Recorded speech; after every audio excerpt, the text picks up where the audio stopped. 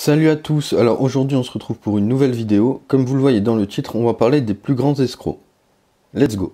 La grande force des escrocs réside dans leur faculté à amadouer leurs victimes en leur faisant miroiter des affaires aussi juteuses qu'invraisemblables. Capables de mensonges gros comme une maison et d'une témérité hors norme, certains d'entre eux sont arrivés à élever l'arnaque au niveau de l'art. En voici quelques échantillons. Victor Lustig. Plus la ficelle est grosse, mieux le pigeon mord à l'hameçon. Victor Lustig en a fait la démonstration en 1927, en arrivant à vendre la tour Eiffel qui commençait à présenter des traces de rouille. L'acheteur est l'un des plus grands ferrailleurs de France. Il se laisse convaincre par Lustig de verser une commission colossale afin d'être placé en pole position lors de la vente de la Dame de Fer. L'acheteur finira par se rendre compte de l'arnaque, mais n'osera jamais en souffler mot à qui que ce soit, par peur du ridicule. Bernard Madoff. Parti de presque rien, Bernard Madoff se retrouve 48 ans plus tard à la tête d'une des plus florissantes sociétés d'investissement de Wall Street. Pour y arriver, Madoff a utilisé le système de Ponzi qui consiste grosso modo à faire croire aux victimes qu'elles ont trouvé la poule aux œufs d'or, ce qui les incite à investir encore plus. Ce n'est que lorsque ses clients ont voulu récupérer leur mise à cause de la crise de 2008 que le monde des finances s'est rendu compte de l'ampleur de l'escroquerie, 65 milliards de dollars. Christophe Rocancourt. Originaire de Honfleur, Christophe Rocancourt a surtout exercé ses talents aux États-Unis. Il possède l'art inné de duper les gens. Il arrive même à escroquer des trafiquants de drogue.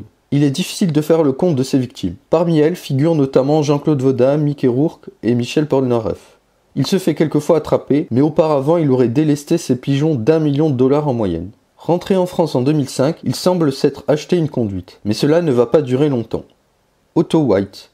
En 1912, l'Albanie nouvellement indépendante demande au neveu du sultan de l'Empire ottoman de devenir son roi. Profitant de sa ressemblance avec ce dernier, Otto White va se faire passer pour lui auprès des autorités albanaises. 2 jours après son couronnement, les autorités découvrent la supercherie.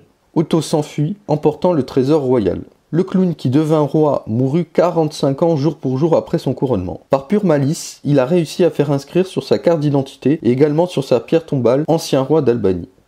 Robert Andy Frigard, l'espion de Sa Majesté. Robert Andy Frigard est probablement l'escroc qui s'est le mieux identifié avec le personnage qu'il jouait. Le rôle d'espion de la couronne d'Angleterre lui allait si bien que ce barman britannique a réussi à se faire passer pour un agent du MI5 et à convaincre ses victimes qu'elles étaient dans le collimateur de l'IRA.